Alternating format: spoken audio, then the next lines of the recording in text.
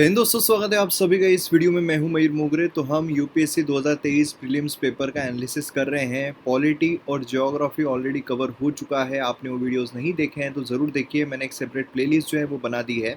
आज के इस वीडियो में हम इकोनॉमी जो है उसके बारे में देखेंगे और 2024 के लिए इकोनॉमी को किस तरीके से अप्रोच करना है उसके बारे में भी जानेंगे। तो चलिए शुरू करते हैं। अब देखिए, इकोनॉमी की अगर हम बात करें, टोटल 17 क्वेश्चन ये पियरली इकोनॉमी जो है, मतलब ये करंट अफेयर्स, कुछ करंट अफेयर जो है वो छोड़कर, क्योंकि जो पियरली करंट अफेयर ओरिएंटेड है वो मैंने इसमें इंक्लूड नहीं किया है। तो 17 क्वेश्चन इसके इकोनॉमी के देखने को मिल रहे हैं। देखिए, मतलब पॉलिटी जो है उसके 14 देखने को मिले, देन उसके बाद ज्योग्राफी जो है उसके 14 देखने को मिले और ये दोनों काफ़ी अचीवेबल थे। इकोनॉमी जो है उसके 17 क्वेश्चंस, इसमें से 4 जो है वो बेसिक्स पर थे। अगर आपने अच्छे से इकोनॉमी का बेसिक्स कंप्लीट किया है तो ये आप सॉल्व कर सकते थे। 4 जो है काफ़ी इजी थे और बाकी के 9 जो है ये हार्ड थे। ऐसा नहीं है कि इसको एलिमिनेट नहीं किया जा सकता था, लेकिन थोड़े मुश्किल थे सॉल्व करने के लिए। तो आइए देखते हैं क्वेश्चन किस तरीके के थे। लेकिन उससे पहले एमएम ऐप डाउनलोड नहीं किया है तो ज़रूर कीजिए। यहाँ पर आपको वेरियस कोर्सेज देखने को मिलते हैं जो आपको एग्जाम में काफ़ी ज़्यादा फ़ायदा दिलाते हैं। GS 1, 2, 3, 4 सभी कोर्सेस अवेलेबल है। पर्सनल गाइडेंस आपको मिलता है, क्रिएटिव लेक्चर्स है, कंसाइज नोट्स है, डाउट क्लियरेंस, सब कुछ यहाँ पर आपको मिलता है। ज़बरदस्त तरीके से कोर्सेस यहाँ पर बनाए गए हैं और मैक्सिमम क्वेश्चंस मैंने आपको प्रूफ के साथ दिखाया है। भले वो ज्योग्राफी हो, पॉलिटी हो, मैंने आपको प्रूफ के साथ बताया किस तरीके से जो लेक्चर्स लिए गए हैं उसमें से हमें जो क्वेश्चंस है वो देखने को मिलते हैं। इसलिए जल्द से जल्द डाउनलोड कीजिए एम ऐप, क्योंकि लोवेस्ट प्राइजेस पर आपको हाईएस्ट क्वालिटी कंटेंट देखने को मिल रहा है। अब देखिए, यहाँ पर पहले क्वेश्चन पर आते हैं कि India has more arable area than China. अब देखिए, ये जो स्टेटमेंट है ना, ये स्टेटमेंट यहाँ पर बिल्कुल सही है और आपको सुनकर बड़ा ताज्जुब होगा कि ये जो चीज़ है मैंने 2016 में सुनी थी। 2016 में, और 2016 में ऐसा था कि मुझे जनरल कोई नॉलेज था नहीं और जहाँ पर मैं रुका हुआ था वहाँ पर जो बच्चे थे वो MPSC, महाराष्ट्र स्टेट PSC की तैयारी कर रहे थे और मैं कुछ और काम कर रहा था। तो वहाँ पर उनके मुंह से मैंने सुना था और मुझे बड़ा शौक हुआ था कि यार, इंडिया के पास ज़्यादा एरिया है चाइना के मुकाबले, एरिएबल एरिया जो हम बोलते हैं। तो ये तब से मुझे याद है। तो ये चीज़ जो है वो काफ़ी, मतलब सदियों से चलती आ रही है। स्टेटमेंट बिल्कुल सही है। प्रपोर्शन जो इरिगेटेड एरिया का वो ज़्यादा है इंडिया में एज़ कम्पेयर टू चाइना। अब यहाँ पर ये जो स्टेटमेंट है खेला जा सकता है। सबको लगेगा यार, इंडिया में मैकेनाइजेशन जो बहुत कम है, इरिगेशन जो है बहुत कम है, तो चाइना जो है वहाँ पर ज़्यादा ही होगा। लेकिन जी नहीं, प्रपोर्शन जो इरिगेटेड इंडिया का ज़्यादा है, 48% के आसपास है। चाइना का अगर देखा जाए तो 41% के आसपास है। प्रपोर्शन पूछा गया है। Then average productivity per hectare जो इंडियन एग्रीकल्चर की हायर है। अब देखिए, एवरेज प्रोडक्टिविटी जो है ना ये यहाँ पर कम है इंडिया की, है ना, कम है। मतलब अगर आप देखोगे तो इंडिया की अगर ज़्यादा होती तो इंडिया जो है बहुत बड़ा एक्सपोर्टर होता। लेकिन चाइना जो है वो स्टेबल क्रॉप्स अगर हम देखते हैं तो उसमें बड़ा एक्सपोर्टर है। तो इसलिए ये स्टेटमेंट यहाँ पर गलत हो जाता है। दोनों यहाँ पर बिल्कुल सही, ओनली 2 जो है इसका सही जवाब है। तो थोड़ा यहाँ पर अगर माइंड का सही यूज़ किया जाए तो हो सकता था सही जवाब जो है वो ढूंढ पाए, है ना। नेक्स्ट यहाँ पर हम आते हैं। अब देखिए, ये जो स्टेटमेंट, मतलब ये समझ में नहीं आया मुझे कि क्यों इनवाइट्स पर बहुत रेयरली क्वेश्चन जो है, मतलब नहीं बनता इस पर क्वेश्चन पूछने का। इतने बॉन्ड्स थे जिस पर क्वेश्चन पूछा जा सकता था, है ना। इतने सारे बॉन्ड्स थे, इतने डिबेंचर्स, मतलब बहुत सारी चीज़ें थी जिस पर क्वेश्चन पूछा जा सकता था। इनफैक्ट अगर हम देखें तो यहाँ पर 2022 में यूपीएससी प्रीलिम्स में क्वेश्चन पूछा गया था इन्फ्लेशन इंडेक्स बॉन्ड के ऊपर। और स्टेटमेंट उसमें भी था कि भाई यहाँ पर कैपिटल गेंस टैक्स जो है और नॉट टैक्सेबल, ये टैक्सेबल नहीं होता है। और यहाँ पर भी वो हमें देखने को मिल रहा है कि इंटरेस्ट इनकम जो होती है डिस्ट्रीब्यूटेड दे इनमें से exempted from the tax, but dividend is taxable. तो यहाँ पर देखिए, थोड़ा बहुत सिमिलर जो है देखने को मिल रहा है, पर ये थोड़े ज़्यादा समझदार थे जिन्होंने 2022 का पेपर निकाला था, ऐसा मैं मानूंगा। खैर, यहाँ पर इस चीज़ पर क्वेश्चन पूछाने का कोई मतलब नहीं बनता था, मतलब कोई भी मतलब नहीं है। आप नॉलेज टेस्ट कर रहे हो या सिर्फ रट्टेबाज टेस्ट कर रहे हो, क्या है ये जो मेन चीज़ है नॉलेज। तो नॉलेज जो बॉन्ड्स चल रहे हैं सही तरीके से, उस पर क्वेश्चन पूछाना ज़्यादा मतलब बनता था। खैर, तो ये जो है टैक्सेबल नहीं है। जहाँ भी टैक्सेबल नहीं है ऐसा आया ना, निकाल देने को पड़ता है, उसको गलत कर देना, सीधा गलत। ये गलत हो गया तो सीधा जवाब मिलता था भाई 1 इज़ इनकरेक्ट एंड स्टेटमेंट 2 पढ़ने की ज़रूरत नहीं है। ठीक है, तो ये इसका डी जो है ये सही जवाब हमें देखने को मिलता है। नेक्स्ट यहाँ पर हम आते हैं। ये थोड़ा बहुत सही था, मतलब जो करंट सिनारियो में चल रहा है कि पोस्ट पेंडेमिक यहाँ पर बहुत सारे सेंट्रल बैंक जो है उन्होंने इंटरेस्ट रेट हाइक किया। और ये किया है, अगर हम US फेडरल देखते हैं ये तो कंटिन्यूस न्यूज़ में था, है ना। और ये खास मतलब बेसिक रेपो रेट जो है उससे रिलेटेड है। कि भाई यहाँ पर बाकी कंट्रीज़ जो है अपने इंटरेस्ट रेट जो है वो इंक्रीज़ कर रही है। इंटरेस्ट रेट क्यों इंक्रीज़ करती है? जिससे कि इन्फ्लेशन जो है उससे लड़ा जा सके, है ना? इन्फ्लेशन लड़ा जा सके, क्योंकि अगर सेंट्रल बैंक अपनी इंटरेस्ट रेट हाई करेगी, बाकी बैंक भी अपनी इंटरेस्ट रेट हाई करेगी और लोग जो है वो लोन कम लेंगे, पैसा डिस्ट्रीब्यूट कम होगा, जिसकी वजह से क्या होगा? जो इन्फ्लेशन है वो रिड्यूस होगा।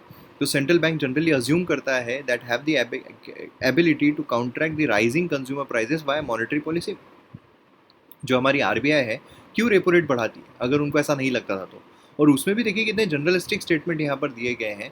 Post pending many central bank, many all नहीं बोला, मेनी सेंट्रल बैंक, है ना? अब मेनी में कितने भी आ सकते हैं, मेनी में मैं 10 मेरे लिए मेनी है, 12 मेरे लिए मेनी है, 2 किया वो भी मेरे लिए मेनी है ना? तो ये जो है मेनी मतलब जनरलिस्टिक स्टेटमेंट हो गया, इसलिए ये स्टेटमेंट मोस्टली सही होता है। अब मैंने आप जो आपको किस तरीके से हैक किया जाए, है ना? जो स्टेटमेंट्स होते हैं हैक कैसे किए जाए सही और गलत पहचानने के लिए, तो यहाँ पर रेड फ्लैग ग्रीन फ्लैग वो देखने को मिलता है। तो ये ग्रीन फ्लैग वाला मैटर है। यहाँ पर भी अगर आप देखोगे जनरली अज्यूम करते हैं, है ना? तो ये चीज़ जो है, ये चीज़ भी यहाँ पर सही है। तो यहाँ पर दोनों ए इसका सही जवाब देखने को मिलता है। नेक्स्ट यहाँ पर carbon market are likely to be one of the most wide spread tool in the fight against climate change.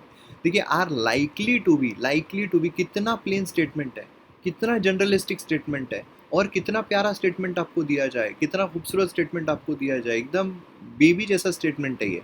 Carbon market are likely to be one, likely to be, कितना जनरलिस्टिक, हाँ मज़ा आ गया। तो यहाँ पर बिल्कुल सही है ये, ठीक है। फाइट करने के लिए तो होगा ही ना कार्बन क्लाइमेट चेंज के लिए। Carbon market transfer resources from the private sector to state. अब ये क्या मतलब बनता है प्राइवेट सेक्टर से स्टेट की तरफ? क्या मतलब क्या बनता है इसका? कोई सेंस है इस बात की? बिल्कुल नहीं है। तो ये स्टेटमेंट यहाँ पर गलत है। तो इसलिए क्या है यहाँ पर 1 इज करेक्ट, 2 इज इनकरेक्ट। तो सी जो है इसका सही जवाब देखने को मिलता है। कार्बन मार्केट ट्रांसफर क्यों करेगा, मतलब क्या बनता है इसका, है ना? रिसोर्सेज को।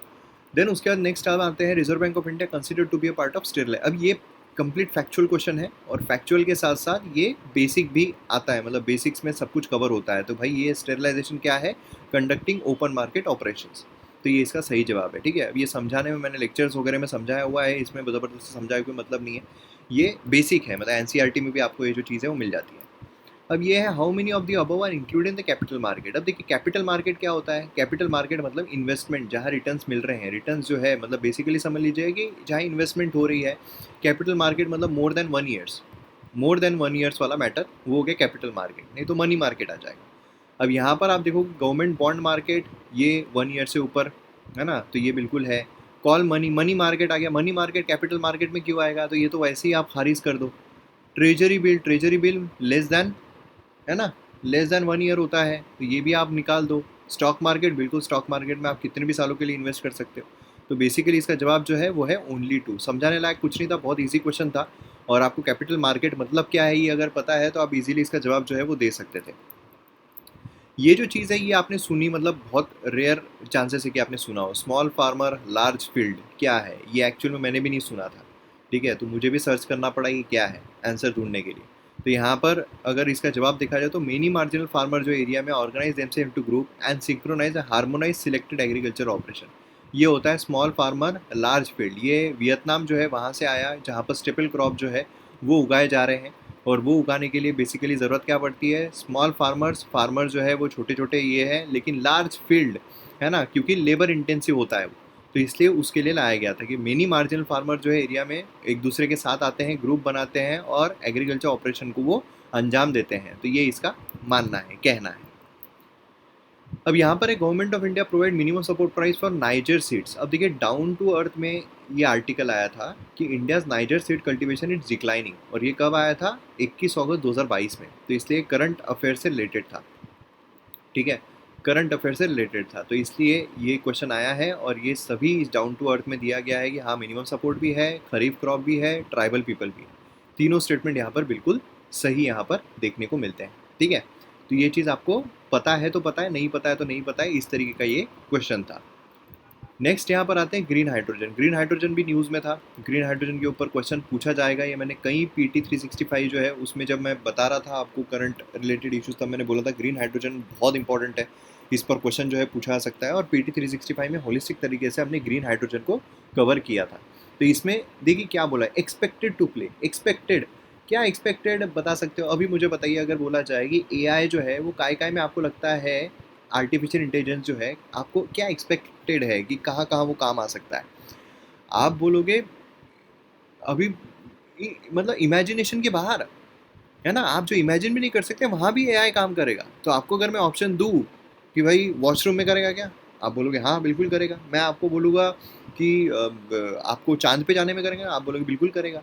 है ना, जहाँ एक्सपेक्टेड आ गया वहाँ तो भाई साहब जो नई टेक्नोलॉजीज़ है, जो नई इमर्जिंग टेक्नोलॉजीज़ है वो हर जगह काम करेगी। इसलिए यहाँ पर देखने की कोई ज़रूरत ही नहीं थी, सब कुछ जगह बेसिकली स्टील प्लांट जो है उसमें ये लाया जाएगा ऐसा न्यूज़ था। ठीक है, तो यहाँ पर इसलिए तीनों जो है यहाँ पर बिल्कुल सही जवाब हमको देखने को, तो ये भी बहुत ईजी था सॉल्व करने के लिए, मतलब बहुत प्रिडिक्टेबल सॉल्व कर सकते थे। नेक्स्ट यहाँ पर है कि इनटेंजिबल इन्वेस्टमेंट कौन कौन से, इनटेंजिबल मतलब क्या है, जहाँ पर आप चीज़ों को हाथ नहीं लगा सकते, है ना, चीज़ों को हाथ सिर्फ देखा जा सकता है, हाथ नहीं लगाया जा सकता है। ठीक है, तो इस तरीके से तो यहाँ पर बेसिकली क्या है कि ब्रांड रिकॉग्निशन, ब्रांड बन रहा है। ठीक है, देन यहाँ पर इन्वेंट्री मतलब क्या होता है, मशीनरीज, तो मशीनरीज है तो हाथ लगा सकते हैं, ये चला गया। इंटेलेक्चुअल प्रॉपर्टी ये भी आता है, mailing client, list of client ये भी आता है। तो मतलब ओनली 3 जो है ये इसका सही जवाब हमको देखने को मिलता है। ठीक है, इन्वेंट्री मतलब मशीन्स वगैरह आते हैं तो उसको हम टच कर सकते हैं, तो वो टेंजिबल इसमें आ गया। ये भी बेसिक क्वेश्चन था, ये भी बहुत ईजी था सॉल्व करने के लिए। नेक्स्ट यहाँ पर ये तो क्यों लाया गया मेरे को समझ में नहीं आया, क्यों ही लाया गया है, मतलब क्या है इस क्वेश्चन का कि भाई how many of the about does UNOPS sustainable investment infrastructure innovation focus investment, कौन कौन से इस पे यहाँ पर फोकस जो है वो किया जाता है। यहाँ पर मास रैपिड ट्रांसपोर्ट पर नहीं किया जाता है, बाकी इस पर जो है वो किया जाता है। तो ये मतलब छोड़ने वाला क्वेश्चन था कि भाई वो होता है ना एक सेल्फ रिस्पेक्ट में जो पेपर निकालने वाला है वो बोलेगा कि नहीं भाई मेरा सेल्फ रिस्पेक्ट है, मैं एक आधा एक दो तो ऐसे क्वेश्चन बनाऊंगा ही जहाँ पर तुम किसी को ही क्वेश्चन ना आए, मतलब मुझे ही ना आए, मुझे ही उसका आंसर ना बताओ। तो ऐसे क्वेश्चन यहाँ पर कुछ बनाए गए हैं, उसमें से ये एक क्वेश्चन है, तो इसका जवाब जो है ओनली 3 है। ठीक है, तो यहाँ पर ये इसमें नहीं आता है, बाकी इसमें किया जाता है। बाकी G20 के ऊपर क्वेश्चन आया था, काफ़ी प्रिडिक्टेबल था G20 के ऊपर आएगा। और ये जो स्टेटमेंट है ये प्रिडिक्टेबल नहीं था। G20 के ऊपर लग रहा था कि भाई G20 कंट्रीज पूछा जाएगा या फिर G20 जो है लोगों के बारे में पूछा जाएगा, मतलब जो अभी हमारा लोगो है। लेकिन ये पूछा गया एकदम ओरिजिन के हिसाब से, जो किसी भी वेबसाइट पर नहीं, सिर्फ G20 की वेबसाइट पर आपको मिलेगा। ठीक है, अभी तो खैर अभी तो बहुत वेबसाइट ने अपडेट कर दिया होगा, लेकिन जब ये पेपर आया था उस समय पर किसी भी जो भी इंस्टीट्यूट्स है, किसी भी इंस्टीट्यूट की वेबसाइट पर ये चीज़ नहीं थी कि ओरिजिनली स्टैब्लिश की गई थी as a platform for finance minister, central bank governors, जिससे कि economic and financial issue discuss करें। ये आपको G20 की वेबसाइट पर ही देखने को मिल रहा था। तो ये भी बिल्कुल सही स्टेटमेंट है। डिजिटल पब्लिक इंफ्रास्ट्रक्चर जो है ये भी बिल्कुल है। तो यहाँ पर दोनों बोथ 1 एंड 2 जो है ये इसके सही जवाब हमको देखने को मिलते हैं। और G20 न्यूज़ में था ही, G20 के ऊपर क्वेश्चन एक्सपेक्टेड था, लेकिन फर्स्ट स्टेटमेंट थोड़ा ज़्यादा ही उन्होंने गहराई में पूछ लिया। ये भी वही क्वेश्चन है कि भाई क्यों, वाई, वाई, ये क्यों ऐसा, मतलब एस्पिरेंट को होता होगा, मतलब जब पेपर दे रहे होंगे तब ऐसा क्वेश्चन आया होगा कि क्यों भाई ये क्वेश्चन क्यों डाला, मतलब क्या चल क्या रहा था दिमाग में, है ना। स्विट्ज़रलैंड में बैठ के पेपर दे रहा था, पेपर क्वेश्चंस निकाल रहा था कि क्या कर रहा था। Switzerland one of the leading exporter है gold in terms of value. क्यों ये पता करना है, क्यों ये पता करना है। हालांकि न्यूज़ में था कि भाई इंडिया जो है, इंडिया को बहुत ज़्यादा 50% ज़्यादा स्विट्ज़रलैंड से आता है। तो ठीक है, ये सही जवाब है। Switzerland second largest gold reserve है वर्ल्ड का, नहीं भाई साहब 7th लार्जेस्ट है। ठीक है, तो ये स्टेटमेंट गलत है। तो अगर सेकंड गलत है तो सी जो है इसका सही जवाब देखने को मिलता है। ठीक है, तो ये क्वेश्चन मतलब नहीं बन रहा था मेरे को, मतलब ऐसा हो गया यार कुछ कुछ इकोनॉमिक क्वेश्चन में कि ये क्यों पूछा गया, उसके पीछे का जो रीज़न है, जो साइकोलॉजी है, होता है ना कि भाई आगे 2024 में मेरा फ़र्ज़ है कि कैसे क्वेश्चन आ सकते हैं प्रेडिक्ट करूँ, और उस बलबूते पर देखूँ कि एस्पिरेंट्स को किस तरीके से हम गाइड करें, जिससे कि कौन से क्वेश्चन आ सकते हैं उस हिसाब से हम देखें। लेकिन ये कुछ ऐसे क्वेश्चन है जिस पर दिमाग लगाने में मतलब ही नहीं है। ये अनसंड होता है, कभी कभार रात को 7-8 बजे के बाद जो क्वेश्चन बनाए जाते हैं उसमें ऐसे क्वेश्चन जो है बना लिए जाते हैं। नेक्स्ट यहाँ पर आ रहा है India accounts for 3.2% of global export, ये गलत है। ठीक है, 2% के आसपास है तो ये गलत है। ये गलत है तो फर्स्ट स्टेटमेंट इज़ इनकरेक्ट, तो डी जो है इसका सही जवाब देखने को मिलता है। और ये मैंने आपको बताया है थोड़ा ट्रिक एंड ट्रिप्स में कि भाई जब भी कोई फैक्चुअल, मतलब कोई ऐसा ये दिया हुआ हो, है ना, कोई डेटा दिया हुआ हो तो मोस्टली डेटा जो है वो गलत होता है, तो ये उस पर लागू होता है, ये गलत है। ठीक है, तो ये चीज़ हमको यहाँ पर देखने को मिल रही है, डी इसका सही जवाब है। अगेन यहाँ पर भी उसी तरीके की चीज़ है कि भाई माइक्रो स्मॉल मीडियम एंटरप्राइज, इसमें मीडियम एंटरप्राइज जो है उसका इन्वेस्टमेंट प्लान मशीनरी 15 करोड़ देखने को मिल रहा है, ये गलत है। मीडियम का 15 रहेगा क्या? माइक्रो में ठीक है भाई, आप बोल रहे हो तो एक बार का हम सोचने भी लगे कि हाँ ये सही है कि गलत है, लेकिन जब आप मीडियम में बोल रहे हो 15, हाईएस्ट वाले इसमें जहाँ 100 करोड़ के ऊपर चीज़ें व्यवहार हो रहे हैं, वहाँ आप 15 करोड़ बोल रहे हो, तो वो गलत हो जाता है। ठीक है, तो ये बेसिक डेफिनेशन वाला मैटर था। तो डेफिनेशन तो कई बार मैंने एक्सप्लेन की भी थी। ऑल बैंक्स ये बराबर है, प्रायोरिटी सेक्टर लेंडिंग में जाता है, तो 20 का सही जवाब देखने को मिलता है। देन नेक्स्ट यहाँ पर है central bank digital currency. Again इस पर भी क्वेश्चन जो है वो एक्सपेक्टेड था, और यहाँ पर दोनों ही इसमें देखो क्या बोला, it is possible to make the payment digital currency without using. Possible, बिल्कुल पॉसिबल तो भाई हर चीज़ हो सकती है, प्लेन स्टेटमेंट है, जर्नलिस्टिक स्टेटमेंट है, सही है। Can be distributed, can be generalistic statement हो जाता है, पॉसिबिलिटी वाला स्टेटमेंट हो जाता है, हो सकता है, और दुनिया में आप ध्यान में रखो सब कुछ पॉसिबल है, तो ये भी स्टेटमेंट यहाँ पर सही है। तो दोनों यहाँ पर स्टेटमेंट जो है बिल्कुल सही हो सकते हैं। ठीक है, देन सेल्फ हेल्प ग्रुप के ऊपर क्वेश्चन है। सेल्फ हेल्प ग्रुप भी काफ़ी न्यूज़ में था। Originally initiated state bank of India, नहीं नाबार्ड ने किया था ये। ठीक है, नाबार्ड, ये इजी क्वेश्चन था तो ये सॉल्व करने लायक था, नाबार्ड ने किया था तो ये गलत हो जाता है। बाकी all members responsible for loan बिल्कुल सही है। रीजनल रूरल बैंक ये भी बिल्कुल सही है, तो इसके ओनली 2 जो है इसका सही जवाब देखने को मिलता है। ठीक है, तो इस तरीके से हमें इकोनॉमी के क्वेश्चन जो है वो देखने को मिले। कुछ क्वेश्चंस काफ़ी प्रेडिक्टेबल थे, कुछ क्वेश्चंस काफ़ी अच्छे से सॉल्व किए जा सकते थे, लेकिन कुछ क्वेश्चंस जो है उसमें मतलब फट के हाथ में लाए क्वेश्चन थे, तो इसलिए वो क्वेश्चन छोड़ने में ही मतलब था। तो इसलिए एक्सपेक्ट कर रहा हूँ मैं कि भाई 10 भी अगर अपने क्वेश्चन सॉल्व किए इकोनॉमी के तो वो भी काफ़ी अच्छे हैं, और यहाँ से आप आंसर चेक कर सकते हो अच्छे तरीके से। बाकी वीडियो पसंद आया शेयर ज़रूर कीजिए, और MM Academy ऐप डाउनलोड करना मत भूलिएगा। मिलते हैं अगले वीडियो में। जय हिंद।